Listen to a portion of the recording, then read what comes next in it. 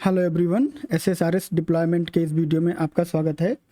इस वीडियो में हम सीखेंगे कि कैसे हम डिप्लॉय कर सकते हैं रिपोर्टिंग सर्विसेज अपनी लोकल मशीन पे, कैसे उसको हम कॉन्फ़िगर कर सकते हैं और फिर उसको जो है वो हम टेस्ट करेंगे। तो जब आप रिपोर्टिंग सर्विस जो है इंस्टॉल करते हो तो आपके पास सिक्वल सर्वर जो है वो ऑलरेडी इंस्टॉल्ड होना चाहिए। ये बहुत ही इंपॉर्टेंट पॉइंट है और इसको हम लोग जो है वो पिछले कई वीडियोज़ में मैंने आपको बताया कि सिक्वल सर्वर आपका इंस्टॉल होना चाहिए रिपोर्टिंग सर्विसेज इंस्टॉल करने के लिए। ठीक है, तो अब क्या करते हैं, अब हम लोग जो है वो रिपोर्टिंग सर्विसेज को इंस्टॉल करेंगे और फिर उसको जो है वो कॉन्फ़िगर करेंगे। तो इंस्टॉलेशन आपको शुरू कहाँ से करना है उसको हम लोग समझ लेते हैं।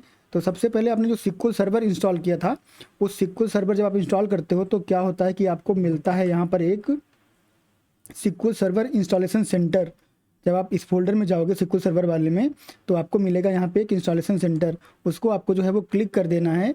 और जब आप इसको क्लिक करते हो तो क्या होता है, ये पूरी की पूरी डिटेल्स जो आपके सिक्वल सर्वर इंस्टॉलेशन के टाइम पे आती हैं वो यहाँ पे सारे के सारे ऑप्शन आपको मिल जाते हैं, जहाँ से आप चेंजेस कर सकते हो, रिक्वायर्ड टूल्स को इंस्टॉल कर सकते हो या फिर अनइंस्टॉल कर सकते हो। वो सारी चीज़ें आप यहाँ से कर सकते हो। तो अभी आपको क्या करना है, इंस्टॉलेशन में जाना है क्योंकि हम इंस्टॉल करना चाहते हैं रिपोर्टिंग सर्विसेज। तो रिपोर्टिंग सर्विसेज इंस्टॉल करने का यहाँ पर जो है वो ऑप्शन आपको मिल जाता है। तो इसको समझ लेते हैं। क्या होता है, जब हम सिक्वल सर्वर इंस्टॉल करते हैं तो क्या होता है कि हमारा सिक्वल सर्वर जो है उसकी एक सर्विस हमारी मशीन पे इंस्टॉल हो जाती है और वो सर्विस रन होती रहती है और उसी सर्विस से हम कनेक्ट करते हैं एसएसएमएस का यूज करके। इन द सिमिलर वे जब आप इंस्टॉल करते हो रिपोर्टिंग सर्विसेज तो क्या होता है कि रिपोर्टिंग सर्विस की एक सर्विस जो है वो आपके सिस्टम पे इंस्टॉल हो जाती है और जैसे सिक्वल सर्वर की सर्विस रन होती है वैसे रिपोर्टिंग सर्विस की सर्विस भी रन होती रहती है। उसको आप कनेक्ट कर सकते हो एसएसएमएस का यूज करके या फिर उसको आप कनेक्ट कर सकते हो जो वेब पोर्टल इसके साथ में आता है उसका यूज करके। तो ये सारी चीज़ें करते कैसे हैं इसको हम देखते हैं। तो जब आपको इंस्टॉलेशन करना है तो आप यहाँ पे जो है वो क्लिक कर दोगे तो ये आपको जो है वो पर्टिकुलर पेज पे नेविगेट करवा देगा और पर्टिकुलर पेज पे आने के बाद आपको यहाँ पे जो है वो लैंग्वेज सेलेक्ट कर लेनी है। आप यहाँ पर डिटेल्स भी देख सकते हो कि वर्जन वगैरह इसका क्या है और इसकी सिस्टम रिक्वायरमेंट क्या है, जो भी चीज़ें हैं वो आप यहाँ पे चेक कर सकते हो। और इंस्टॉलेशन इंस्ट्रक्शन वगैरह भी आप देख सकते हो अगर आप इंस्टॉल कर रहे हो, बट हम लोग तो कर ही रहे हैं यहाँ पे, तो कुछ भी चैलेंज होगा तो हम उसको एड्रेस कर लेंगे। ठीक है, तो लैंग्वेज इंग्लिश रखते हुए हम यहाँ पे इसको जो है डाउनलोड कर लेते हैं। तो क्या होगा, इसकी मीडिया जो है वो डाउनलोड हो जाएगी और मीडिया डाउनलोड में जो है वो टाइम लगता है, दैट वुड डिपेंड ऑन कि आपकी जो है वो नेटवर्क स्पीड कैसी है। ठीक है, तो जब ये मीडिया यहाँ पे डाउनलोड हो जाएगी तो उसके बाद में हमें क्या करना है कि इस मीडिया को इंस्टॉल करना है और जो विज़ार्ड इसके साथ आता है वो हमें जो है वो गाइड करेगा कि हमें क्या करना है और कैसे करना है। ठीक है, तो यहाँ पर ये जो है डाउनलोड कंप्लीट हो गया तो मैं इस फाइल को जो है ओपन कर देता हूँ यहीं से। ठीक है, अब ये क्या करेगा, इसको एक्सट्रैक्ट करके और फिर इसका जो विज़ार्ड है वो ओपन हो जाएगा। तो बाकी चीज़ें मैं मिनिमाइज़ कर देता हूँ यहाँ पे।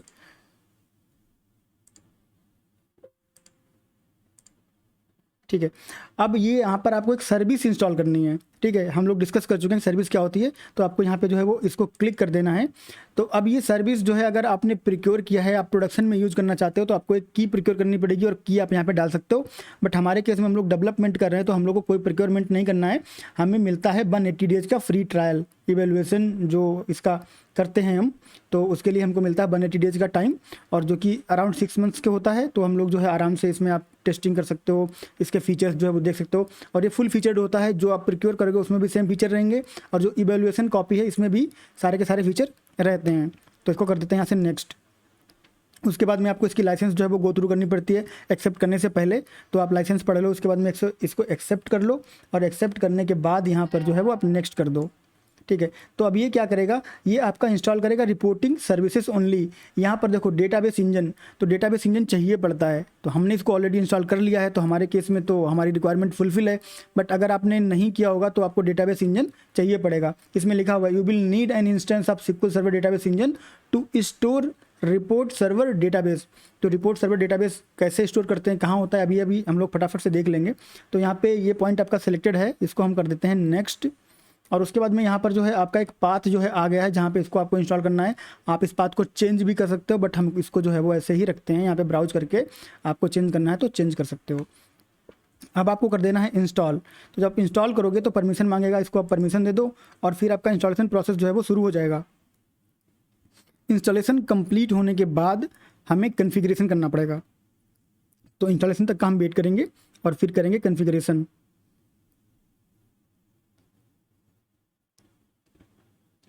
1-2 मिनट का टाइम लग जाएगा इसमें, तो मैं भी आप वीडियो को जो है उतना फॉरवर्ड भी कर सकते हो, कोई प्रॉब्लम नहीं है, जैसे ये हो रहा है उसको बैठ के देखने की।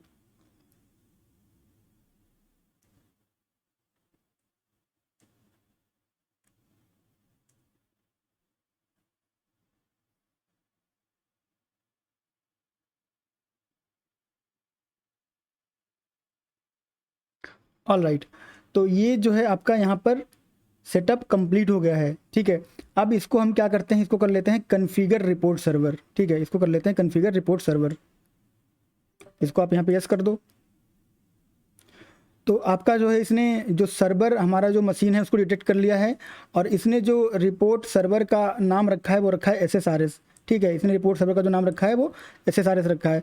इसको कर देते हैं कनेक्ट, ठीक है। तो अब ये कनेक्ट हो गए, आपकी सर्विस जो है वो रन हो गई है। इसको आपकी अगर रिक्वायरमेंट है तो आप यहाँ से स्टॉप कर सकते हो, आपकी जो सर्विस है वो स्टॉप हो जाएगी, और उसके बाद में इसको स्टार्ट कर दो, ठीक है। तो बाय डिफ़ॉल्ट क्या होगा कि जब ये आपका सिस्टम जो है वो स्टार्ट होगा तो उसके साथ ही स्टार्ट हो जाएगी, बट अगर बाई चांस नहीं होती है किसी रीजन से तो यहाँ आके आप उसको स्टार्ट कर सकते हो, ठीक है।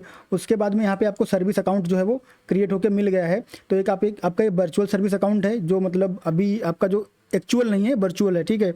उसके बाद में आप जो है नेटवर्क पे सर्विस अकाउंट भी क्रिएट कर सकते हो। जब आपका कोई रियल टाइम पे होता है तो आपका जो है इंटरनेट होता है या फिर नेटवर्क सिस्टम होते हैं। यहाँ पर नेटवर्क सिस्टम नहीं, हमारा एक ही सिस्टम है, तो हम जो वर्चुअल अकाउंट यूज़ करेंगे, बट नेटवर्क सिस्टम के केस में आप अकाउंट यूज़ कर सकते हो, और उसके बाद में यहाँ पे जो है वो आप अकाउंट सेटअप कर सकते हो कि अगर आपको कोई अकाउंट क्रिएट करना है तो वो अकाउंट आप यहाँ पे क्रिएट भी कर सकते हो, ठीक है। बट हम लोग क्या करेंगे, हम लोग जो है यहाँ पे जो वर्चुअल हमारा अकाउंट क्रिएट हुआ है उसी को यहाँ पे यूज़ करेंगे। ये है आपका वेब सर्विस URL। तो यहाँ पर हम लोगों ने वो चेंजेस वगैरह किए, तो कह रहा है कि आप यहाँ पे जाने वाले हो तो क्या आप चेंजेस करना चाहते हो, तो ठीक है, कोई चेंजेस हमने किया ही नहीं है तो क्या कर देते हैं इसको यहाँ पे। उसके बाद में यहाँ पे आपको सारी सेटिंग जो है वो करके मिली हुई है। HTTPS जब आप यहाँ पे कोई सर्टिफिकेट वगैरह इंस्टॉल करते हो सिक्योरिटी के लिए तो वो आपको सेलेक्ट करना पड़ता है। हम तो कोई सर्टिफिकेट इंस्टॉल कर नहीं रहे हैं।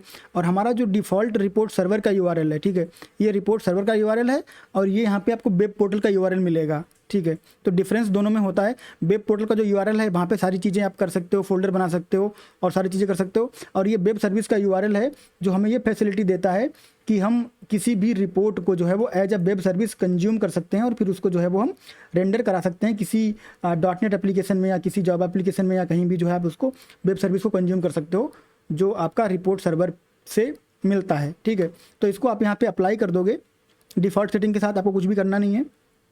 अप्लाई कर दोगे तो क्या होगा, आपका जो रिपोर्ट वेब सर्विस URL है ये अप एंड रनिंग हो जाएगा, ये सेट हो जाएगा, ठीक है। जब हम सेटअप कर रहे हैं तो ये सेटअप हो जाएगा, उसके बाद इसका यूज जो है वो किया जा सकता है।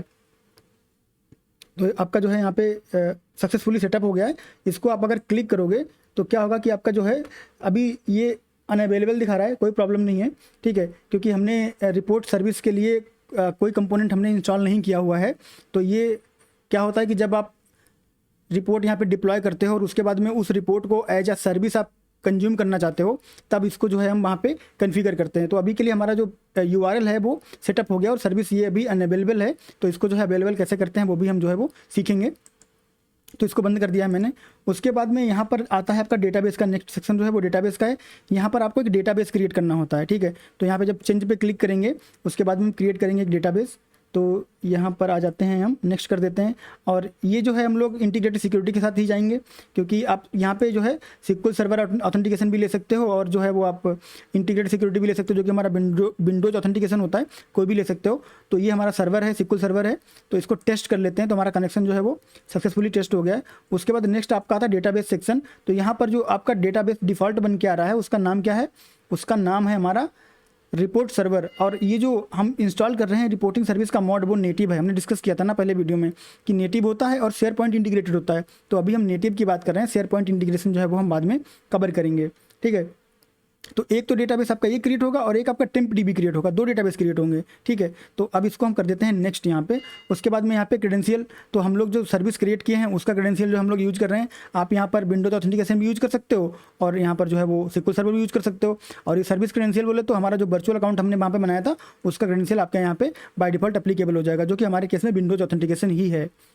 और इसको हम यहाँ पे आपकी पूरी समरी आ गई है। उसके बाद में आप इसको नेक्स्ट करके और जो है वो फिनिश कर सकते हो। तो क्या करेगा ये, जितने भी आपके टेबल होते हैं रिलेटेड रिपोर्टिंग सर्विसेज से वो सारी टेबल आपकी जो है वो हमारे सर्वर पे, SQL सर्वर पे जाके क्रिएट हो जाएंगी और उसको जो है आप टेस्ट भी कर सकते हो। तो एक बार ये इंस्टॉलेशन कंप्लीट होने के बाद, हम इसको जो है कनेक्ट करके आपको दिखाते हैं। तो फिनिश कर दिया है मैंने और ये यहाँ पर आपका डेटाबेस जो है वो रेडी हो गया है। तो इस डेटाबेस को भी हम फटाफट चेक कर लेते हैं, ज़्यादा टाइम लगेगा नहीं इसमें। तो यहाँ पर जाते हैं, SQL सर्वर पे लॉगिन करते हैं और SQL सर्वर पे लॉगिन करने के बाद हमें एक नया डेटाबेस दिखेगा जिसका कि नाम होगा रिपोर्ट सर्वर और एक टेम्प DB होगा रिपोर्ट सर्वर के लिए। ऑल राइट, तो ये जो है हमारा SQL server management studio open हो रहा है।